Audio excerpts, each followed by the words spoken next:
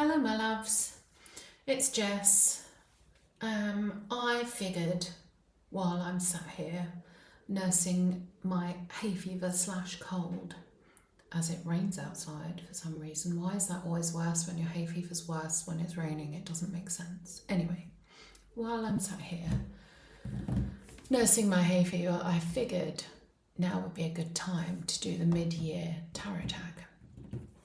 I'm going to take some liberties though, because I haven't been online for I think at least a year. So there's a couple of decks that technically didn't fall into the 6-month time frame, but you know, we'll pretend it's fine. So decks I've used the most so far in 2024. I have been reviewing my tarot practice, my mediumship, with Raecine. Oh my god, she's like my sister in heart. I swear to God, Raecine just fills my tarot practice with joy. And coming from someone that has practiced tarot for years, decades, over a decade, reviewing my practice again as a professional reader with someone else that has allowed me to converse, discuss, debate, and just hash ideas out, throw ideas around, has been really, really fulfilling. There's not many people that I trust to do that with, and Raecine is definitely that person for me. She holds such a loving and non-judgmental space, and I think as far as the mediumship side of things goes, she gets it. And it's just so nice to find someone that is open to those discussions. So shout out to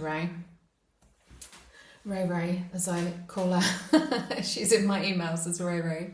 I don't know if she'd appreciate that, but the lovely, beautiful heart that is Raecine. Shout out to you. I love you loads. Because I have been reviewing my tarot practice with Raecine over the past couple of months, we have been using the Marielle together, and I believe she's just brought out a workshop on it. So this is my home deck, by the way. So I feel like this is a little bit of a cheat because it's always going to be up in my most used. It's always going to be there. It's always going to be there. I've trimmed mine, obviously. Yeah, as I was saying, I think she's actually put together a workshop, which I would highly recommend. I've done some of her workshops before. I'm not going to do the Marielle because as I said, this is a deck that I know inside out, and the personal relationship that I have built with this deck is not one that I really want to adjust. So yeah, anyway, look at me being all OCD with how I'm laying it out. But I do highly recommend her workshops because they are brilliant. She has a way of coming at things from a different perspective, from a way that you hadn't really thought about or considered. But yeah, this is definitely my most used deck this year. Whoop. I'm turning them all up the right way, which is annoying me, but I'll figure it out.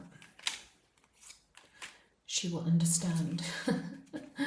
Is the Marielle a she for you guys? If you have the Marielle, is it a she? Is it a they? I don't know, I feel like it's a she. Although there's a lot of balanced energy in it. Yeah.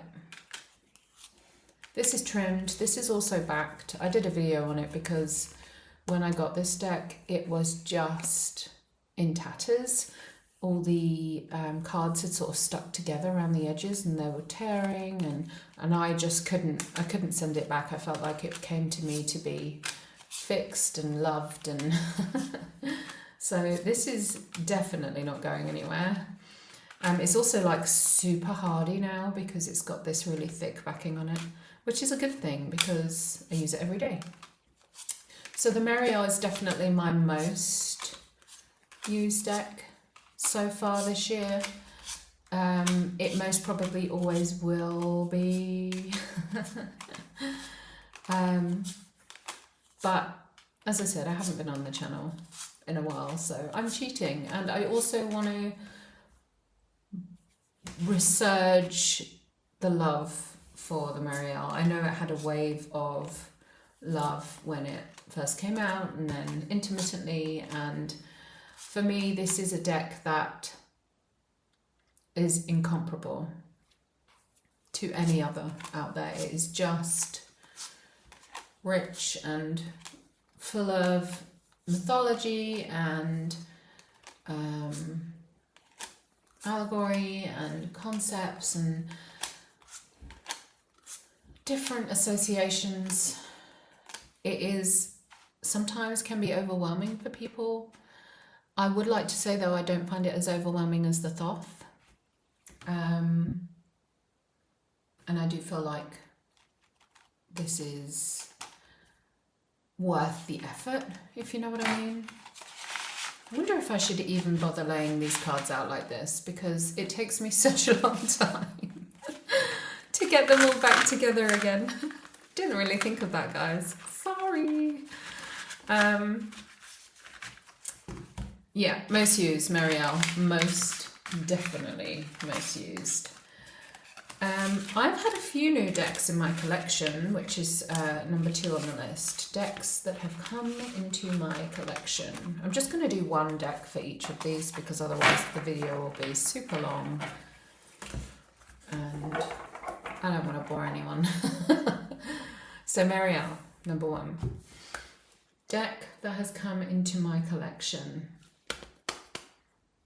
It's not a new deck, but it's new to me. I say new to me. Within I think I got this in. Oh, I think I got this in. When did I get it? Maybe March sometime. The Tantric Daikini. Again, I've trimmed it. This is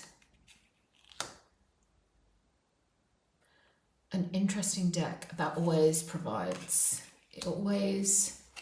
I haven't got to the point yet where I can... Oh my god, this deck. I'm going to pull this out because I need to talk about this card. I've not got to the point yet where I can use it without the guidebook. But this is one that I was toying over getting for a few years actually. And I heard Natalia talk about it. I heard Ray talk about it. Raecine. I heard, who else? There was someone else that was big on it as well. And eventually I had a moment of weakness and I just got it. And I have not regretted it. It's always enriched every reading I've used it for. The name doesn't always give away what's the meaning, what's in the card itself, but when you read the cards, it makes sense. I must say, the only thing I'm not too keen on is when we go into the guidebook, let me just grab it. It's got a whole thing here about, you can look, can you tell I have a rabbit?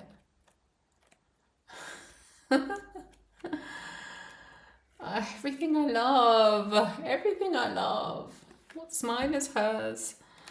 Okay, so there is a whole system of reading and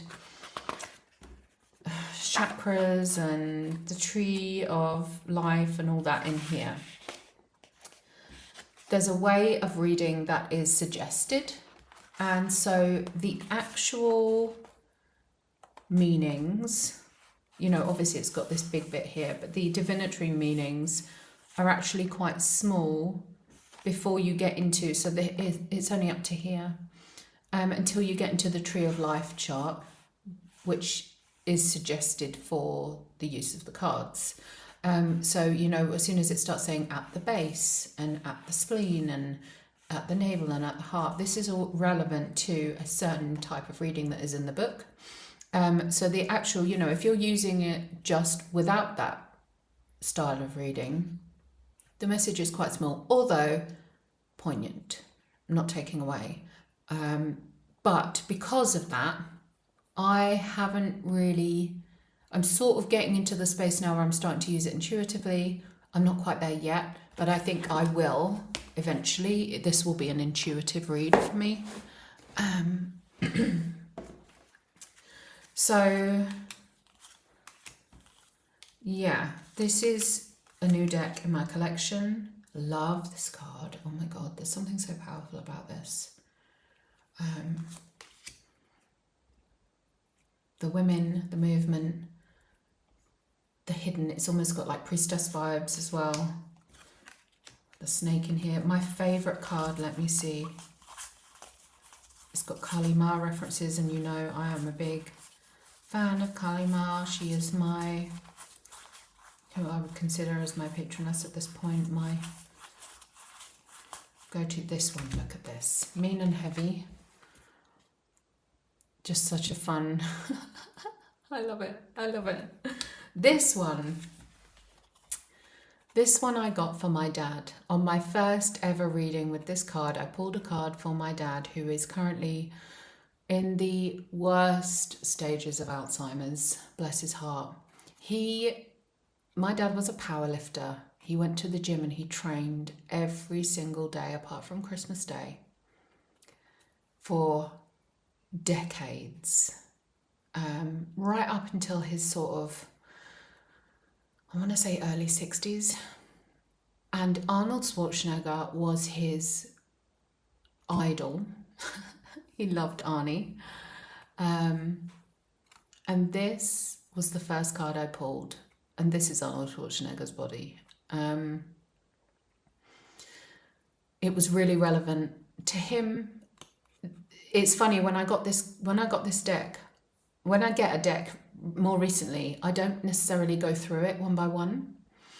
I think by the time I've seen it online and then I've waited for it to come, I sort of forget what the cards are. And I like to just pull a card without going through the deck, just to get like an initial hit and see what my first response is and my first impression of the deck is.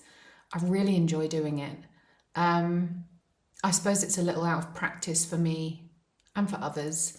I suggest you doing it as well. If you get a deck and you've sort of forgotten the cards, don't look at them, just shuffle it and pull a card. Or don't shuffle it, but just pull a card and see what comes up. It's quite a fun exercise to do, and it does give you this sort of first impression of the deck. This was my first impression of this deck. This is now going to forever be linked to my dad. And I'm getting teary. He's really poorly at the moment. But this was it was just such a, oh my God, what have I just pulled? You have no idea how relevant this is to his current situation, to his life, to what he connects to. It was just the perfect card to pull for my dad as a first read. So yeah, this deck it's not going to be going anywhere ever. It instantly told me what it was about, how it was connected. And I love it for that. But yeah, it's quite a powerful deck. It's got quite the general meanings that aren't from that particular Tree of Life chart reading. They're small, but they are punchy and meaningful, and they bring so much more depth into the reading. So I'm really happy with this deck. It's one that has now become a staple on my altar. What's next? Most anticipated deck that was released this year. I don't know. I've got a feeling that this wasn't released this year, but we're forgiving that. We're imagining it is. If it wasn't released this year, it was released late last year. I ordered the limited edition box of Citadel. So I got this deck of emblems with it as well. I don't know if they're all together or if I separated them out. No, I separated them out. So this deck has become a really cool addition to my archetypes collection. Obviously there was the Archetypes Oracle by Kim Kranz. There's another one that I use as well that's gone from the top of my head, but there are a lot of archetype decks out there, older archetype decks out there that are really commonly used, and I don't particularly like them. I think there is the archetype deck by, I want to say Caroline Mass. I'm not sure. And I was toying over getting it for a long time and I didn't get it, and then this came through and I was like, okay, I don't need it. This is going to be one of my archetype go-tos. So apart from the absolutely insanely gorgeous, beautiful artwork on this line work, Fez Inkwright, I know you can also use this as like a D&D prompt sort of deck. I'm not into D&D, my children are.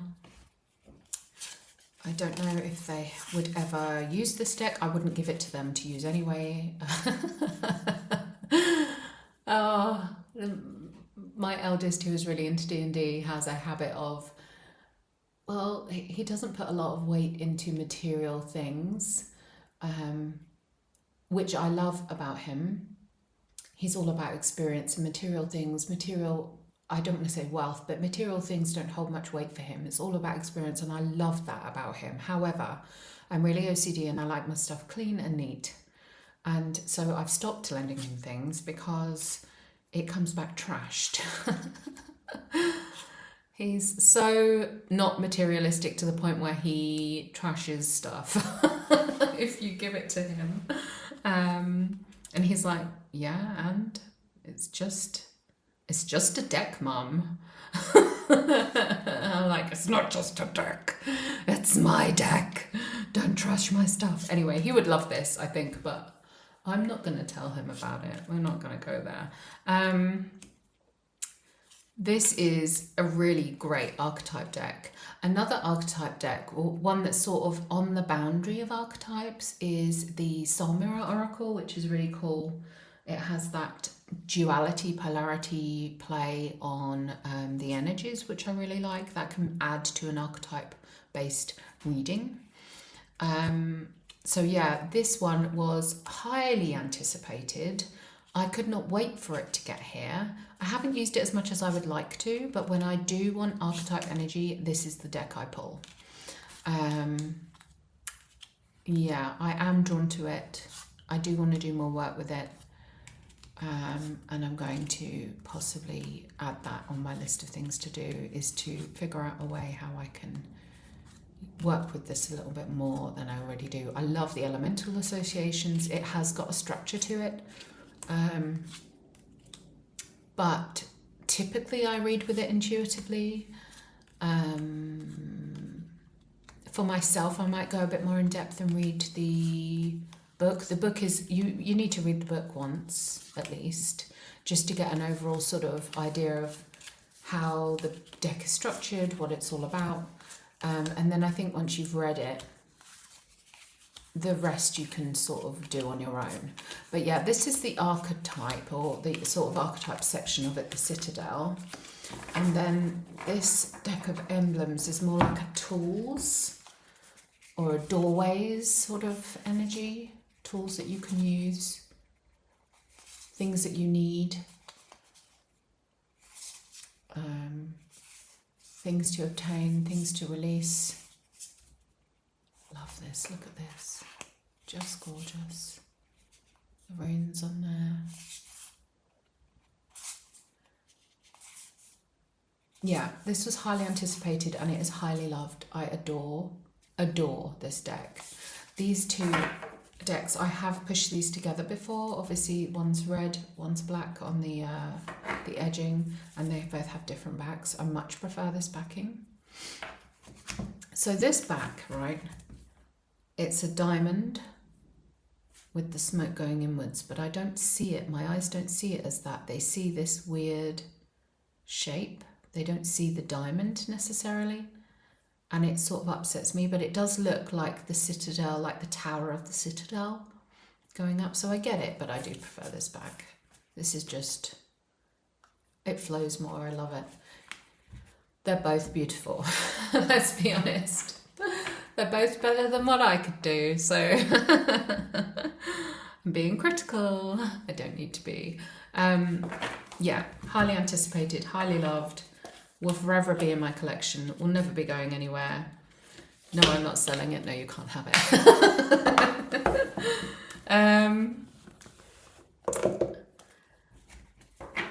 Okay, the next one.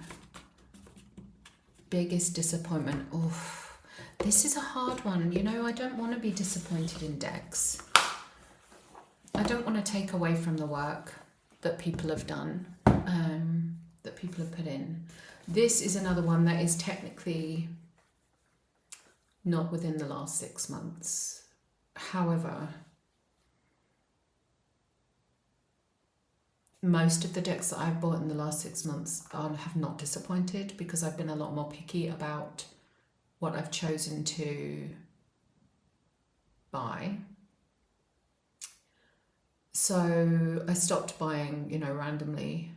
And I started sitting with it. I would sit with it and sit with it. And if I was still thinking about a deck, you know, a month down the road, then, or contemplating it a month down the road, then I would maybe start considering it properly.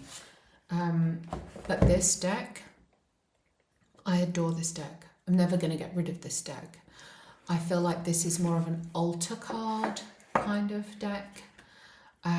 It's Thoth based. It's supposed to have a smell. It doesn't really, if I'm honest. No. It's massive, which I don't mind. I don't mind. I will work around that. That's absolutely fine. You know, but the disappointment for me in this is, firstly, I've done a video about this deck. There's a whole massive exploration. I'll link it below. Massive exploration into this deck. These signatures, the artist signature, really, really disappoints me on these. I wonder whether she made the artwork without the deck in mind and then just decided to keep on doing it once she had set her heart on the deck. But, you know, I don't know if this is necessary, and I feel like it removes from the focus the intention of the deck itself. This, as I said, this is a Thoth-based Golden Dawn deck. I don't really typically read with Thoth, although I do prefer the elemental progression in the Thoth, with Earth being, you know, I suppose if we're looking at the courts, Earth is usually associated with the pages, whereas in the Thoth, Earth is associated with the kings, or the pages are just moved to be the final result. I like the idea of Thoth being, there's air, there's fire, there's water, and then Earth holds them all. That makes sense to me. But I don't know much about the rest of it. I have tried to journey deep into the Thoth. Some of it I get, some of it I don't. It's very overwhelming. I think the Thoth is, you've either got to start with the Thoth, or if you work into the Thoth after you've learnt about elemental associations, numerology, Rider-Waite-Smith, if you're working with this after that, it's a big deal. It's a big deal. But this deck is just beautiful. I love it. I feel like if I sat down and knew more about the colours, then maybe I would be able to read with it a bit better. But it's not an easy read. And I think for me, this is more of an altar, but the size as well lends itself to an altar deck, right? Pull one card, have it on your altar for a week, look at it every day, consider its message. Definitely that sort of vibe. I don't want to say it's, you know, the question is the biggest disappointment. The biggest disappointment for me with this deck is that I can't read with it like that. I want to because I just adore it.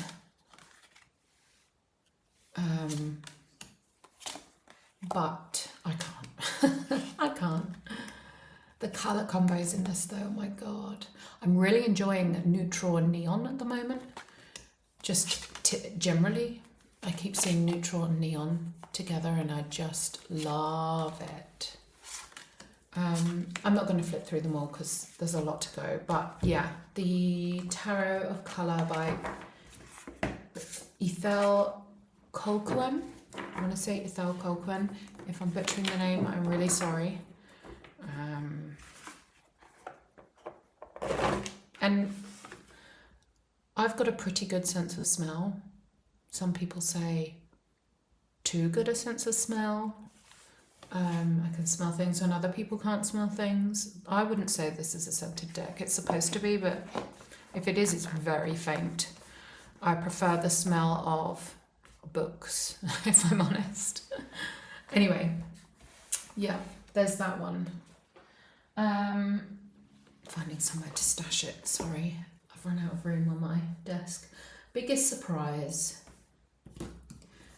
Biggest surprise. Okay. There was a lot of hype about this deck. The Magical Botanical. There was a lot of hype about it. There's a lot of astrological associations. There's a lot of alchemical associations. There's a lot of plant. Obviously, the whole thing is plant-based. It is one of the more comprehensive plant decks that I have. I have the Green Witch Oracle, I think it's called.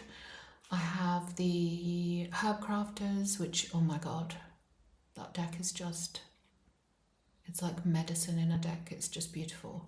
This one is probably the most versatile of my plant decks. Also hate this box, by the way. What a beautiful box. And then these frickin' inserts. What I just, ugh, I hate these inserts, guys. Is it just me? Is it just me? Am I being too critical? Probably. So the artwork is gorgeous, very intricate, very detailed. Possibly too detailed for the size. I feel like this kind of artwork is more, I've forgotten the word. It's better for this sort of, you know, you could justify this size for this sort of artwork. I wouldn't care if it was bigger, I'm just saying.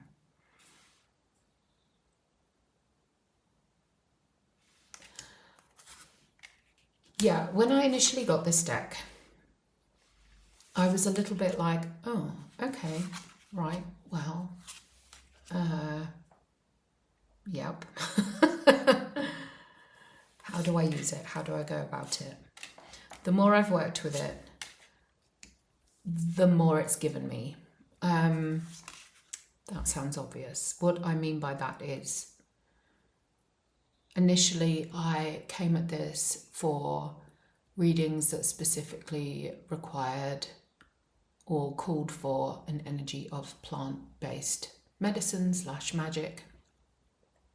And that is not necessary with this deck. This deck works amazingly with past life readings. It works amazingly with, it works well for almost any reading. You do not have to come at this deck with a plant requirement. It provides context, direction, concepts, energies that aren't necessarily, you know, plant-based. For instance, let's just pick a card, the poppy. Water element. Rest and regeneration is essential to my health. That message on its own could be tied into pretty much any reading. It does not have to be a plant-based reading. I feel like what I'm saying is obvious, but again, I don't know whether it's because my headspace was just not in the game, or whether my autistic mind just said, oh, this is a plant-based deck, so I will use it for plant-based readings, and when I want plant-based energy, and that's where it belongs. So maybe the surprise is only on my part. But the more I've used it, the more I've considered it for new angles and new or different readings, it's provided every time. It's read really well every time I've called upon it. So surprising in the way that it does what it says on the tin and more. It does everything, really. I wouldn't necessarily use, for instance, the Herb Crafter's Tarot for a past life reading, or an ancestral reading, or an archetype reading, or a love reading, an energetic connection reading. But this, I would definitely. This works. It works really well. I'm pretty big on past life archetypes, energetic connections, on, I suppose, connections between people, whether that be past life, whether that be ancestors, whether that be with spirits of the land, or with a lover, or with a sister, or with a neighbour. I'm quite big on those kind of readings. I feel like that's where my strength is. So yeah, this was the biggest surprise for me, and I'm really, really happy about it as well, because I do love the deck. Also, just the aesthetic of it. Look at this. It looks like it's something something from a Harry Potter world. I don't say that to reduce it down to that. I just mean that you can see it in some sort of primarily magical space, can't you? It's just gorgeous. I'm really happy with it. I absolutely adore it, and I absolutely recommend it too. Okay, what's next? Deck Crush. Oh my god. Okay, Deck Crush. Deck Crush. Okay, this isn't new, but it is to me. Caitlin Matthews. Caitlin Matthews, by the way. Oh my god. The Matthews. Caitlin Matthews. John Matthews. Is it John Matthews? Who wrote the Celtic Shaman? Was it Celtic Shaman? I don't know. They've written I've got so many books. I've got so many decks of theirs. And they always just, I feel like they are icons of our age. This deck is, let me just get rid of these two little extras, it's in a world of its own. First of all, Da Vinci's illustrations. You can't, I don't know where to start. I'm totally crushing right now. The illustrations are just next level. Obviously, Da Vinci, hello. But also the analytical perspective, the really intense breaking down of what is, to see how it works, why it works, you know, the physics, the alchemy, the relationships and mental structures, the societal structure. There's just so much in this deck. It makes my brain explode. I love the one word, the keywords as well through this. Deluge, amazing. I love, you know how I was saying in a more recent video, the culling video that I did recently, how I don't necessarily want to see how a person in the court cards, I don't want them to make up my mental picture of the person that it's referring to. I just need it to hint at it. I need it to give me enough about the energy and the elements at play and the behaviors and the energy of a person, but not necessarily their physical makeup. This is more in line with that for me. But the book that goes alongside this is just oh, look, a circle. There's there's so much in the book in addition to the standard tarot and their meanings and their associations. There's whole sections about Da Vinci himself, about his work.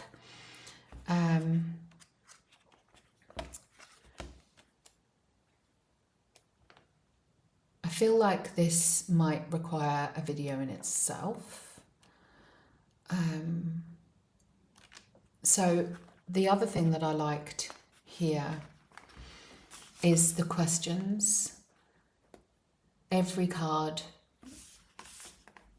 breakdown starts with questions, which I love. Upright, reversed, disconnected. So the disconnected part of this, there is a certain spread that is suggested in this book, and it has to do with the backs. So you pull your cards and the backs actually all match up, and if you can match them up in any way, shape or form, then they've got connection. So this would be a connected pair, right? I can physically connect them. If you get one that doesn't connect at all, which does happen sometimes, but not all the time. So for instance, I don't know, in the way that you've laid them out, this doesn't connect, right? So this would be then considered disconnected. You have this whole other bit down here.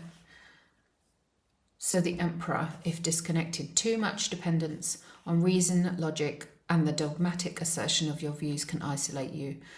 Or perhaps you feel oppressed or abused by a source of authority that holds you in thrall. Self-worth must be stimulated so that you can inhabit your own authority and mastery. I have done this. It's the cards, if laid out, sorry, let me go back to this extra bit. The cards, if laid out all together, look like this on the back. This is what this card is about. And I have done this type of reading, and it does work really well. It's an interesting play on connection. But yeah, this, there's a soul for the minors, soul code, background, soul code, upright, reverse, disconnected. This, I am crushing on this. I want to absorb it and absorb it and absorb it until I can't absorb it anymore. Weirdly though, it hasn't been one of my most used, and I think because I'm in a learning space with it, this is something that I need to sit down. This is like a study deck for me right now, because it comes at the tarot differently in a new perspective, and I want to honour that. So I'm in like a study space with this, but oh my god, so cool. It's so cool. Total deck crush. Okay. Favourite tarot card? I can't answer that. I don't have a favourite tarot card. I'm not answering number 7. That's not something I can do. That's like picking a favourite child. No, I refuse. It's my video, so tough. Number 8, deck that makes me happy. This deck makes me happy. Kuan Yin showed herself to me in multiple scenarios before I knew about Kuan Yin. When I joined the Mount Shasta temple and I started embarking upon my priestesshood and my shamanic training, I learnt about Kuan Yin.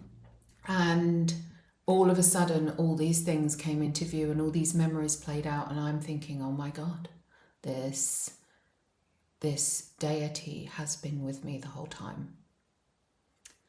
So Kuan Yin is very close to my heart.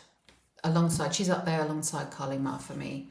But this deck, there is another Kuan Yin oracle by Alana Fairchild that is like the divine aspect, but this wild Kuan Yin oracle is, I suppose, more experiential. It's how we might see her energy play out in our everyday lives. It connects us with experience. And this is a happy deck. I mean, how can you not? Look. That makes me happy. The idea of being in that space, feeling what she's feeling on her skin, the hair and the wind in her hair, the eagle flying above. I mean, there's a really playful aspect to this. It's a joyous expression of life experience, and I just adore it. There's community, there's connection with the animals, with the land, with the air. The air is really, I feel like the air is really focused on. You can see the air, you can see the movement. This is an air deck, but in the best way, not in an analytical mindset way, but in the feeling of experiencing the air and the wind and the breeze, in taking a full breath, in being on top of a mountain and letting the breeze and the air cleanse your body.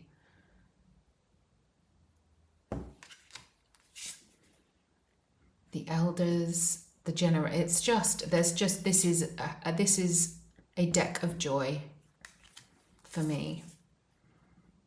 And I prefer this to the divine aspect. I do connect with deity, but I connect with deity through life experience. I don't really connect with deity as perfect beings. Yeshe said to me when explaining, I think it was in one of her podcasts actually that she did a podcast session. I'll link it below if I can remember. But she was talking about how we see Aphrodite as this goddess of love, but she's also the goddess of war and victory, and how those aspects might play out in our everyday lives, both positively and negatively. If you're the goddess of love and war, can you imagine getting on the wrong side of that person? On the wrong side of her? To feel her love too much would be suffocating, and maybe there would be jealousy and envy to feel that would then push us into the realms of war, that anger and vengeance and requirement to be victorious from the outcome. When she talks about the experience of connecting with deity as humans through experience, positive and negative. And I like that idea. I connect with that idea more than seeing them as perfect beings. I also feel like if you, for me, this is personal, it's completely subjective, guys. What works for you works for you. Please don't, if it doesn't resonate, don't listen to me. But for me, if you're connecting with deity and seeing them through the lens of a perfect being, personally, I'm much less likely to continue to connect with them, because I feel like the connection is there's always going to be an element of not being good enough, which then fuels this idea of, it fuels the diminishing aspect of all the things that we're currently trying to recover from, get out of patriarchal, systems and the negative effects of them, the oppression, the diminished self-worth and value, the idea that someone's value would be different to someone else's based on XYZ. I feel like the idea of looking at deities as perfect beings sort of encourages that mindset, and it's not one that I really want to work within. Instead, I look at connection with deities as support for certain energies. So if I was struggling with or exploring issues of the heart, I would call upon Aphrodite. If I was exploring issues of justice, I would call upon Kalima. If I was exploring issues of magic, experiences of magic, I would call upon Circe. Also for justice, especially feminine justice, women's justice. Anyway, I digress. This is my deck of joy, my happy deck. I love it. It is supportive, it is loving, it is nurturing, it is experiential. Most beautiful deck of the year. Okay, so this is controversial, but bear with me. Sorry, having a drink. I know there is a whole side of this deck that I don't like. First of all, the name, Witch in total control of herself.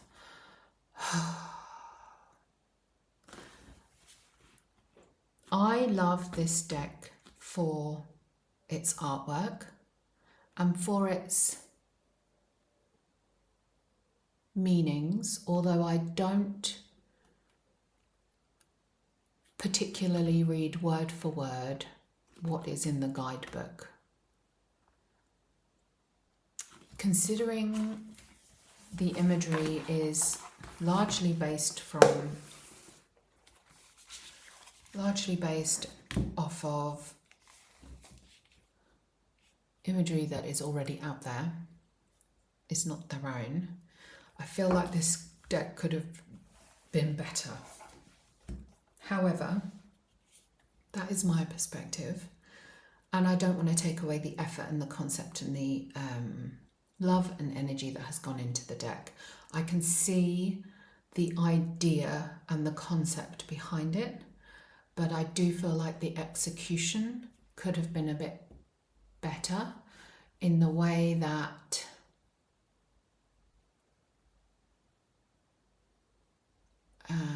I'm just gonna leave it there. However, the imagery and the intention behind this deck is just beautiful. It has one of my all-time favourite artists in this, the Waterhouse paintings, as a montage. So this little bit here is part of a Waterhouse painting. In fact, I'm pausing the video. I'm going to go and get my book. Okay, scrap that. I can't find my book. I've got a beautiful book of Waterhouse paintings, and I was going to reference it, but I can't find it. I'm sorry. It's probably upstairs.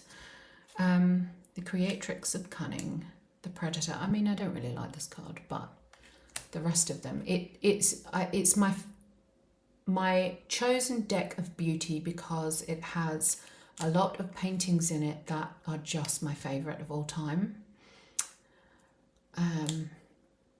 The goat, as my youngest son would say, the greatest of all time.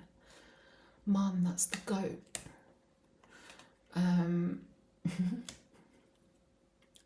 It's very magical, it's very beautiful. It's got an ethereal, dreamlike quality to it. The Story Keeper, which I love. I feel like this is my crone self desire, is to be the town bard or the story keeper for the town, the people.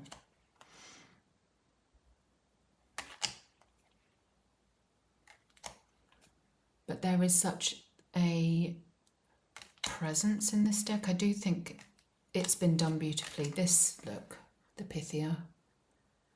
The original of this I have on my wall. I love it.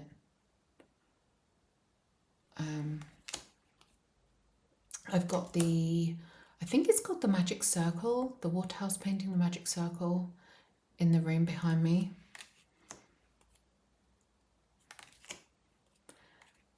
The Weaver of the Red Tent. Like, the messages, the intention is there. It's brilliant.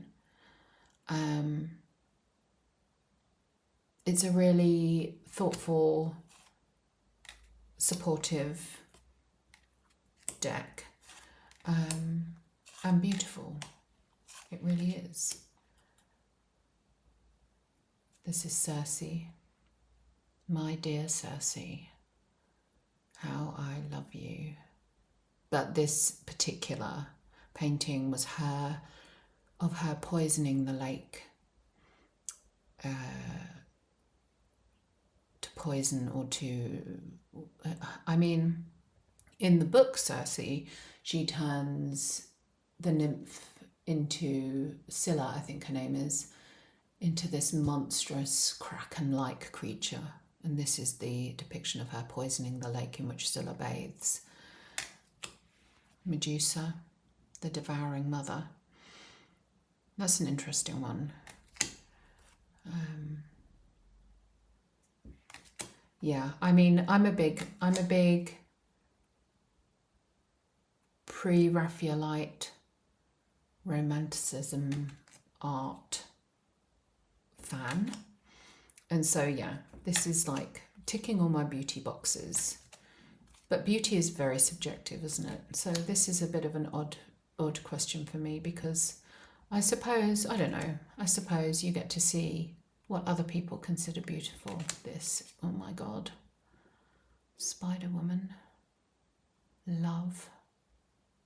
I want to have a conversation with her.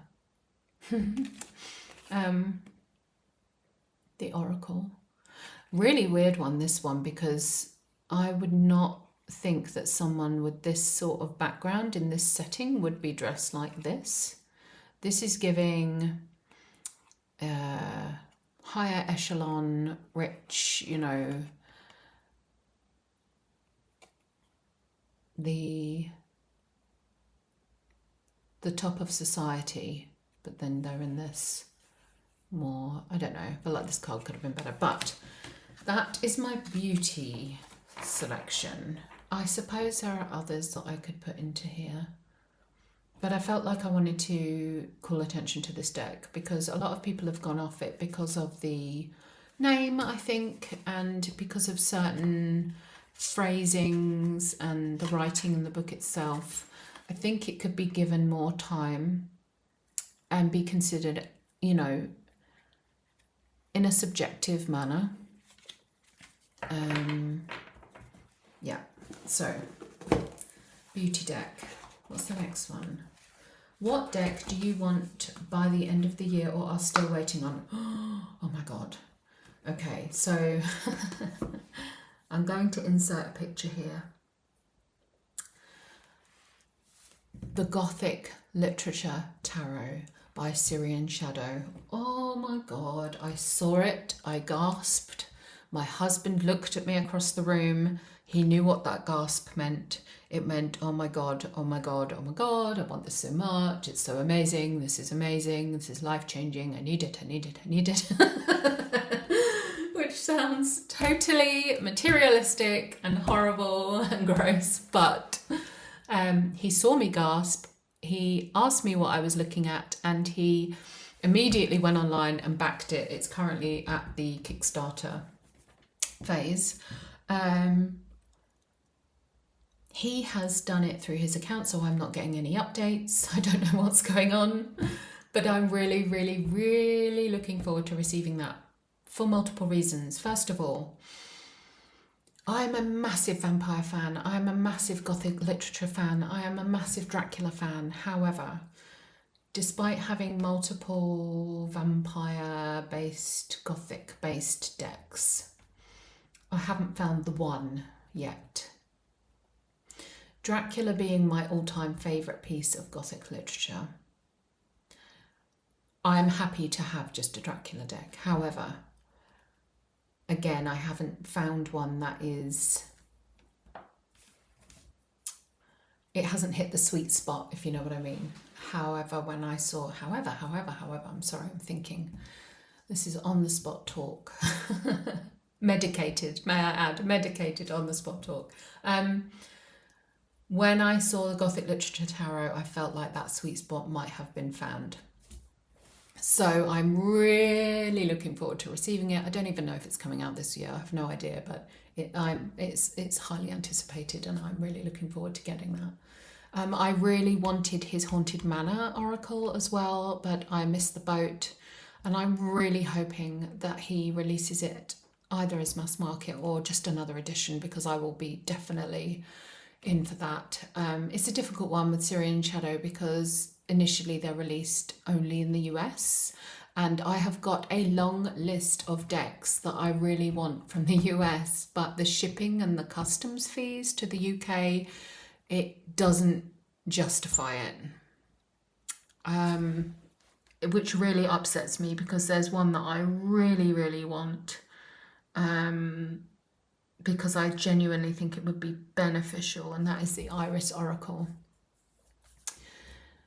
I am strongly considering, actually, it might be worth putting out there, I'm strongly considering starting a import side for my business and importing decks for the UK that aren't available in the UK, and releasing them as sort of custom collections that will be one-offs, because I'm so totally sick to the back teeth of not being able to get my hands on amazing decks. So I don't know if that sounds like something, if you're in the UK and that sounds like it would be useful for you, please let me know in the comments. Which deck hasn't been used yet but I want to work with this year? The Magic of You Oracle. Okay, so I met Fiona Horn when I was a teenager. She came to my local city, my most local city at the time, and she did a whole book. It was when her Witch book came out. She was promoting her book Witch, and she had a book event on at the local Waterstones, and she did a whole ceremony. it was the most magical thing I think I had experienced at that time. I was heavily into witchcraft. I had 2 friends that I would sit around with and explore Wicca. We were heavily into the whole Wicca thing.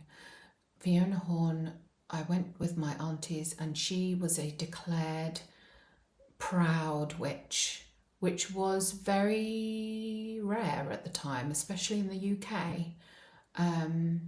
There were witches about, but you certainly weren't going around shouting it from the rooftops if you wanted to exist without getting constant opinions and judgments thrown at you. So,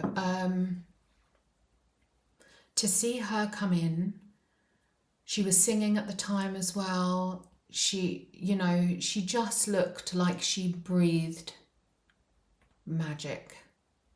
She looked like she was radiating magic. Her hair was golden and shiny. Her skin looked like it was glowing. Obviously, she was from Australia and I'm from the UK, so anyone with a remote tan looks like they're glowing. But she was just, I remember being in awe of her and being so overwhelmed and captivated by how she was really truly living her authentic self. And it's something that I have struggled with my entire life, is to truly live in my authentic self space, because for whatever reason, I don't want to blame it on past traumas, but you know,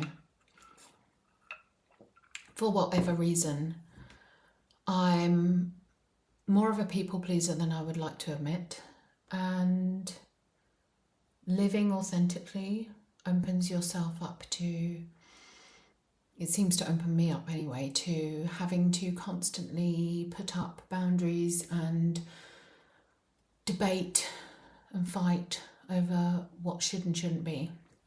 And I'm just not up for that. I'm at a time in my life where I just want peace. I just want to be left alone, just do my thing, do it happily, without the judgment of others. So yeah, she bowled me over. I devoured her book. I read it, you know, as a teenager. Reading a book for me back then, you know, I used to read a lot when I was in my junior years, and then not so much in my teens. And I remember getting her book and just devouring it. I would stay up every night and read it, and I read it in about 3 days.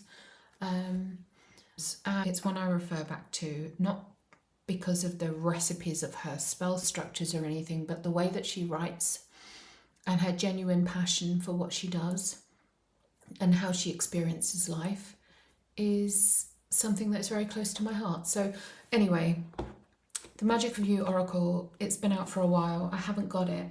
I think I was put off a little bit by the artwork. I don't know if it's AI, but at the time it came out, the artwork was not vibing entirely. However, since I've had it, and upon receiving it, obviously once you go through a deck and you read everything and you learn about it and experience working with it, it makes more sense. This is totally something I would expect from her. It's a brilliant deck. It is varied, it's deep, it's meaningful, it's also, what's the word I'm looking for? It can be used for a lot of different readings.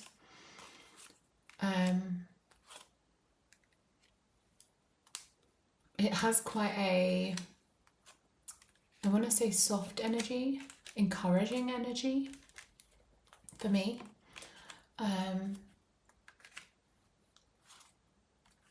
Yeah, I'm enjoying it. I've only read with it a couple of times. I'm yet to experience it fully. I think I've read with it 3 times, and I've used it in support of a tarot reading. I haven't read with it individually yet. I intend to go through it and use it daily for at least a month, you know, and get a good hold on it. Yeah, I'm really happy to have another Fiona Horn piece in my collection. And I look forward to uncovering more of its concepts and ideas and associations. If it's anything like The Woman, it will be fantastic. Yes, I'm a Fiona Horn fan. Yes, I love her. Yes, she is like the, I don't want to say the OG witch, because obviously not, but for me as a teenager, I took my Book of Shadows for her to sign, and I put it in front of her, and she went, "Oh, this is your Book of Shadows?" I went, "Yeah." She went, "Oh my goodness, can I have a look?" And she looked at it and she went, "Oh my goodness, thank you so much." She was so honoured and humble, but also ferociously powerful in her own experience, and still to this day is. So yeah. Favourite video you've made? Well, considering I haven't made one, this is the second video now. I've done them back to back because I've got a morning to myself. Considering I haven't made one for what seems to be a year now. Sorry. This one. This is my favourite video. I hope you found this interesting. I thought it would be fun to just have a little reflection on the past 6 months, I suppose, through my decks. And I've really been enjoying looking at the other videos, the mid-year tarot tag videos.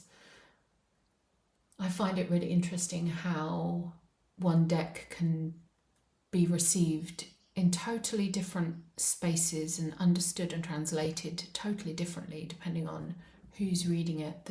The tarot reader is something that I express to some of my students is, when you go for a tarot reading, you're going to the reader, not to the cards. The cards are their tool, but the reader is the person you're going to. Every reader will read the same card in an entirely different way and translate it. Even if they're using the same meanings, they will translate it in an entirely different way. So once you find your reader, once you find the one that's good for you, hold them tight, give them love, because you're really going to the reader. You're not going to the cards. If you don't read tarot yourself, you know, choose your reader. Don't choose the cards they use. The cards are their own tools. I think a lot of people get too hung up on the cards that are pulled out in front of them. And to be honest, although they've got everything to do with you, they mean everything to the reader. You don't have to know what they mean. You just have to listen to how it's translated. So don't be put off, you know, if you get some dark cards. It's something that I've come across.